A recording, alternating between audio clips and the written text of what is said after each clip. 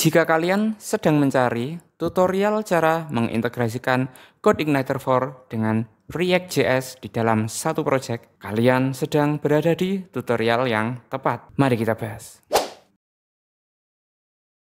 Perkenalkan, saya Muslim, full stack web developer yang biasanya mengerjakan project menggunakan CodeIgniter. Kembali lagi dengan masalah integrasi. Jika kalian mencari sesuatu yang mirip dengan Laravel, yaitu Laravel yang terintegrasi dengan berbagai macam front-end framework seperti Vue.js, React.js, Svelte, dan lain sebagainya. Mungkin kalian penasaran, apakah bisa hal ini dilakukan di CodeIgniter? Dan jawabannya sebenarnya bisa. Tapi ketika kalian cari tutorial di internet, sepertinya sangat minim penjelasan mengenai hal ini. Pun ketika kalian mencari, mungkin yang kalian temukan adalah membangun satu project sendiri CodeIgniter 4 dan satu project sendiri React.js sebagai front-end React.js dan sebagai back-end CodeIgniter 4. Tapi di video kali ini kita akan belajar menggunakan CodeIgniter 4 dan React.js di dalam satu project yang sama. Tanpa berlama-lama, mari kita awali dengan menginisialisasi project CodeIgniter 4. Saya buka terminal, kemudian mengetikkan composer create project CodeIgniter 4 app starter. Kemudian nama project saya kasih nama CI4 React. CodeIgniter 4 sudah berhasil diinisialisasi. Sekarang mari kita buka menggunakan Visual Studio Code. Kita ketikkan code spasi CI4. Kita tekan tab. Nah, kita ketemu direktori project kita. Langsung kita tekan enter. Baik, Visual Studio Code sudah terbuka. Sekarang mari kita coba apakah project ini bisa berjalan dengan menggunakan terminal bawaan Visual Studio Code. Ini bisa kita buka dengan menekan kombinasi Ctrl backtick. Kita jalankan servernya. Server berjalan, mari kita coba buka di browser. CodeIgniter 4 sudah bisa berjalan. Selanjutnya, kita akan membahas tentang package namanya CodeIgniter with.js oleh Mihatori Kei. Katanya ini bisa menggabungkan with.js dengan CodeIgniter 4 dengan cara yang sederhana. Di sini dikatakan almost zero configuration. Kita hampir tidak perlu melakukan konfigurasi apapun. Dan bagi yang belum tahu, dengan with.js kita bisa menggunakan React, Vue, dan Svelte. Pada video kali ini kita akan menggunakan React. Kita coba install package ini, kita salin. Kita buka tab terminal baru. Kita tempel di sini perintahnya, kemudian tekan enter. Package sudah berhasil diinstal. Kita bisa menginisialisasi Vue.js-nya dengan menggunakan perintah berikut. Kita pakai yang atas, kemudian kita tempel lagi di terminal. Kita ganti framework-nya sesuai kebutuhan. Pada kasus ini kita akan menggunakan React. Tekan enter. Dan with berhasil diinisialisasi. Kemudian kita ikuti instruksinya untuk menjalankan npm install untuk menginstal dependencies yang diperlukan. Baik, dependensi sudah berhasil terinstall. Sekarang mari kita ikuti instruksi selanjutnya dengan menjalankan npm run dev. npm run dev. Baik, with sudah berjalan dan CodeIgniter sudah bisa berjalan. Namun di sini mungkin kita akan sedikit kebingungan karena ada dua server yang berjalan. Ada development server CodeIgniter 4 dengan port 8000 dan ada servernya with menggunakan port 3479. Nah, kita menggunakan yang mana?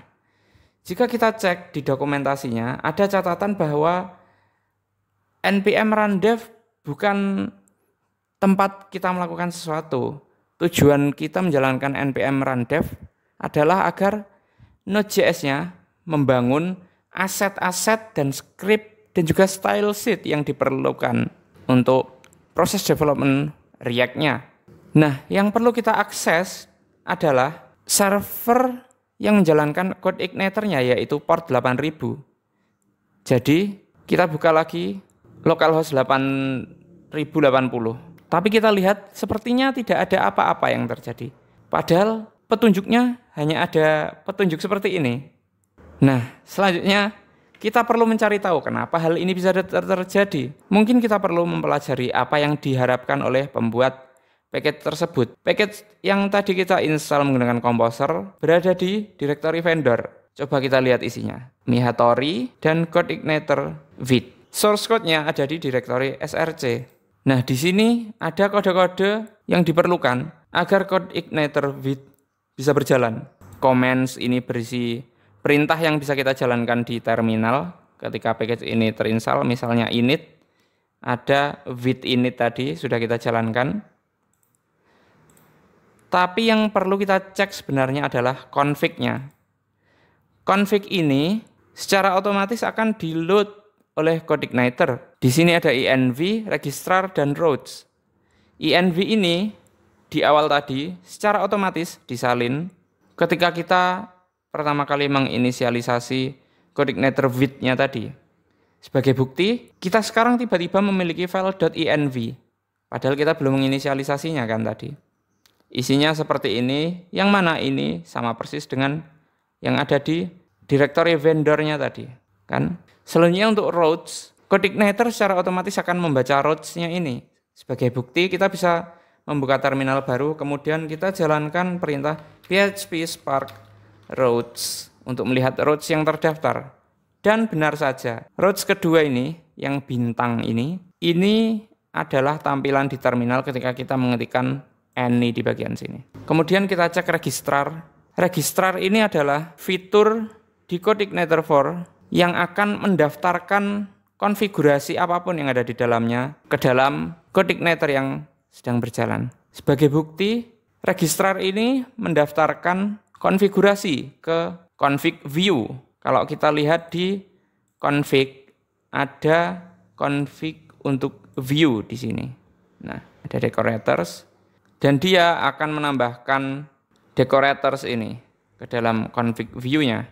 Mari kita coba cek apakah benar konfigurasi ini sudah ditambahkan ke dalam config view. Kita bisa menjalankan perintah php spark config check view. Jika kita ingin mengecek config yang ada di dalam file view, kita tekan enter.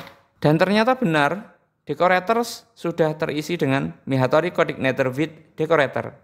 Yang tetap menjadi pertanyaan, padahal ini sudah dimuat oleh CodeIgniter 4, tetapi kenapa masih belum berjalan? Mari kita coba cek isi dari dekoratornya, Mihatori CodeIgniter with decorator, yaitu ada di file ini.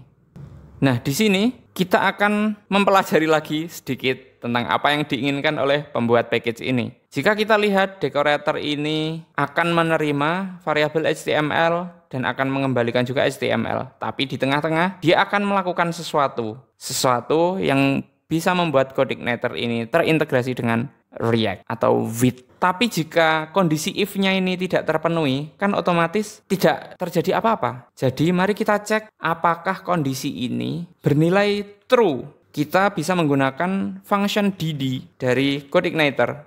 Kita paste ke dalam sini dan kita simpan. Kita refresh halaman, tapi tidak kelihatan apa-apa karena CodeIgniter ini sedang berada di mode production. Kita perlu mengubah env-nya menjadi berada di mode development. Kita salin CI environment yang ada di sini, kemudian kita paste ke dalam file env ini, kita uncomment, kemudian kita ketikkan development. Kita save. Setelah itu kita refresh. Nah, di sini akan terlihat bahwa nilai dari kondisi pengecekan if tadi bernilai false. Makanya package kita tadi tidak berjalan dengan baik. Nah, kenapa dia bisa bernilai false? Mari kita cek satu-satu karena di sini ada dua kondisi. Kita cek kondisi pertama. Kita refresh lagi. Bernilai true, berarti kondisi pertama sebenarnya sudah bernilai true. Berarti kan kondisi kedua ini yang bernilai false. Kita cek. Ya, dia bernilai false. Sebenarnya apa isinya? Kita bisa mengeceknya dengan mengklik function ini dan menahan tombol kontrol ketika ada extension PHP IntelliSense di Visual Studio Code yang sudah diaktifkan. Nah, sekarang kita aktifkan dulu extensionnya. Kalau kalian belum menginstal extension ini, saya pikir kalian harus menginstalnya karena jika kalian banyak mengembangkan aplikasi menggunakan PHP, ini akan sangat membantu. Ini saya aktifkan di workspace saya karena proyek yang saya kerjakan bukan cuma PHP. Oke, setelah aktif, kita kembali lagi ke file decorator ini, kemudian kita tekan Ctrl dan kita klik metodenya ini. Nah, metodenya ini ternyata berisi seperti ini. Roads akan diisi oleh sesuatu yang diambil dari env with excluded roads dan dipisahkan berdasarkan koma. Setelah itu, roads ini akan digunakan sebagai parameter kedua dari function inArray. InArray ini function bawaan dari PHP untuk mengecek apakah di dalam array yang jadi parameter kedua ini ada sesuatu yang mirip dengan apa yang ada di parameter pertama. Nah, ini bahasa gampangnya adalah coba cek apakah URI yang sekarang itu ada di dalam roads ini tadi, roads with excluded roads ya. Ini maksudnya adalah roads atau URI yang dikecualikan untuk pemrosesan with-nya nanti. Nah, kita cek pakai dd lagi, kita cek isi roads-nya. Seingat kita belum mengonfigurasi apapun ya tentang with excluded roads. Kita refresh, ternyata ada satu, yaitu array kosong, yang mana dia akan menerjemahkan ketika kita nggak mengetikkan apapun di sini sebagai string kosong. Jadi inArray-nya sendiri nanti akan menghasilkan true, dan karena di depannya ada tanda seru, dia akan jadi false. Ini berarti kita perlu menambahkan sesuatu di env with excluded roads. Mari kita buka file env-nya. Kemudian kita tambahkan roads yang mungkin kita tidak perlu with untuk melakukan, maksud saya decorator untuk melakukan apapun di dalamnya. Tentu saja kalau kita nanti bikin API, roads API tidak perlu didekorasi apapun karena dia API menggunakan JSON saja. Setelah kita ketikkan dan kita save, kita kembali lagi cek, kita ganti dulu yang di sini, kita hapus, kita tidak memerlukan dd di sini. Nah, nilainya jadi true sekarang. Oke, ini kita hapus, kita save, kemudian kita refresh lagi. Wow, kita sudah mendapatkan tampilan CodeIgniter 4 yang bersanding dengan React.js. Kalau kita coba, di sini count-nya jalan, kemudian debug bar-nya CodeIgniter 4 juga ada di sini. Terasa sangat ajaib. Tetapi sepertinya ada yang tidak beres di sini karena ketika kita tadi pertama meload halaman ini, masih muncul halaman awal CodeIgniter 4. Bagaimana cara kita menghilangkan halaman awal CodeIgniter 4-nya tadi? Kita bisa membuka view-nya CodeIgniter 4 di views, di welcome message kan defaultnya. Kemudian tentu saja kita hapus kode yang ada di dalam body ini. Saya rapikan dulu kode saya menggunakan Ctrl+Shift+I. Nah, dia akan otomatis menyesuaikan indentasi. Kemudian saya ingin menutup seluruh kode yang bisa ditutup seperti ini. Menggunakan kombinasi tombol Ctrl+K, kemudian Ctrl+0.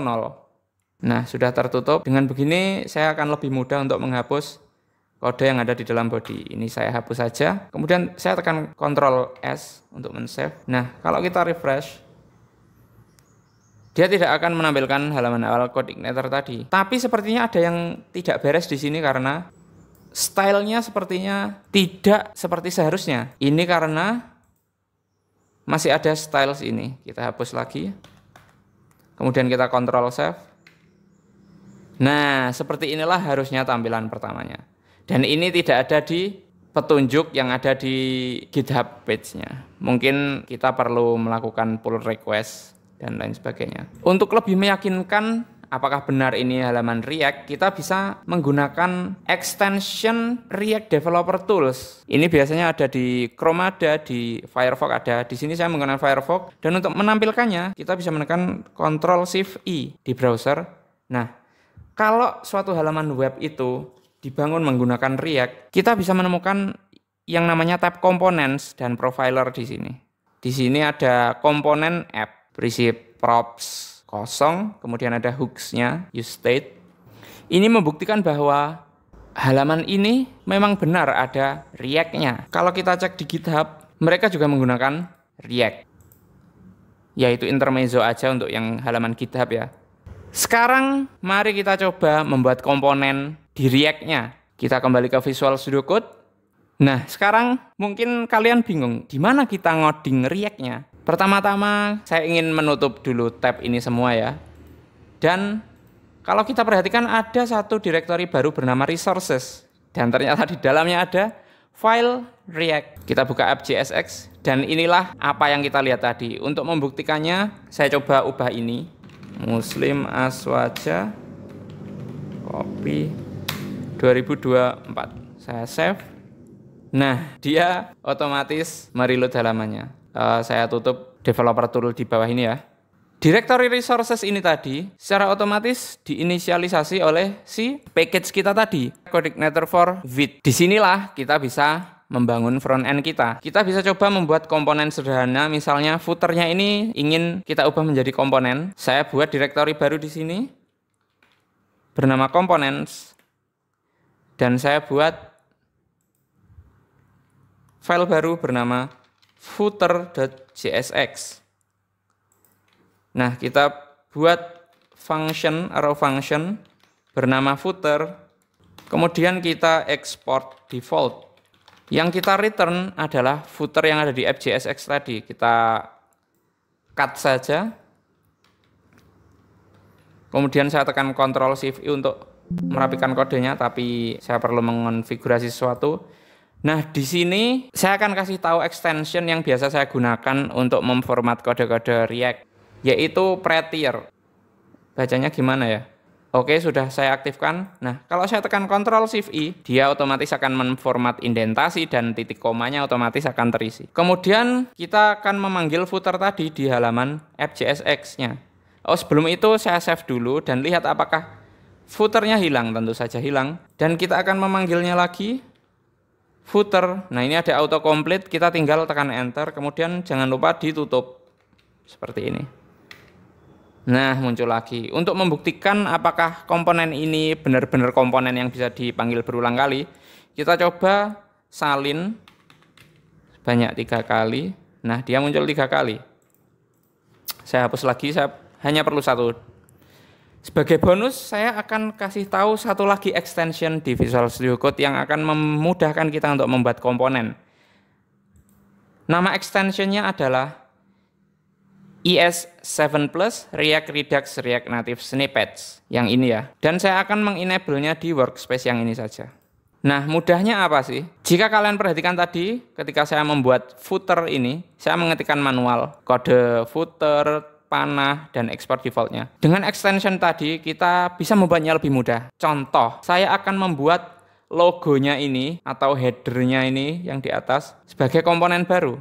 Saya buat header.jsx, kemudian kita bisa mengetikkan RAFCE, kita klik. Nah, secara otomatis dia akan membuat kode boilerplate seperti ini. Saya tinggal mengkopas apa yang saya anggap header ya, ini saya cut, kemudian saya taruh di dalam sini. Dan ini error karena komponen React kan hanya bisa mengembalikan satu elemen gini ya, ini kan ada 2, ada div, ada H2. Nah, untuk mengakalinya kita bisa menggunakan seperti ini. Kemudian kita cut ini dan memasukkannya ke dalam sini. Saya lupa namanya apa. Tapi kita bisa menggunakannya. Oke. Kita tekan Ctrl Save dan kita panggil lagi di app JSX header yang bawah ini ya, yang autocomplete bawah. Kita kan bisa lihat ini dia ngambilnya dari mana. Ups, salah. Nah, yang ini. Dia akan auto import. Dan kita tutup dan kita save. Sepertinya ada yang salah. Kita lihat apa yang salah. Ternyata React logo is not defined. Karena apa? Karena React logo kita impornya di app JSX. Padahal yang memanggil React logo kan ada di header.jsx. Jadi dia bingung header JSX-nya. Anda ini manggil-manggil React logo tapi tidak ada. Nah, ini tinggal kita cut saja ya. Kita Ctrl X, Ctrl S, kemudian kita paste di sini. Nah, kita save lagi. Nah, secara otomatis kita akan mendapatkan halaman seperti ini. Dan counternya juga berjalan. Baiklah, ini tadi pengenalan mengenai cara integrasi CodeIgniter 4 dengan React.js. Terima kasih sudah menonton sampai selesai. Silahkan like dan share jika kalian suka video ini. Jika ada yang kalian bingungkan atau usul konten selanjutnya, silahkan tinggalkan di komentar di bawah. Dan jangan lupa subscribe agar kalian bisa mendapatkan video-video baru mengenai pengembangan aplikasi menggunakan CodeIgniter 4 yang nggak gitu-gitu aja. Sampai berjumpa di video selanjutnya. Saya Muslim Aswaja, CodeIgniter, jaya jaya jaya. Bye bye.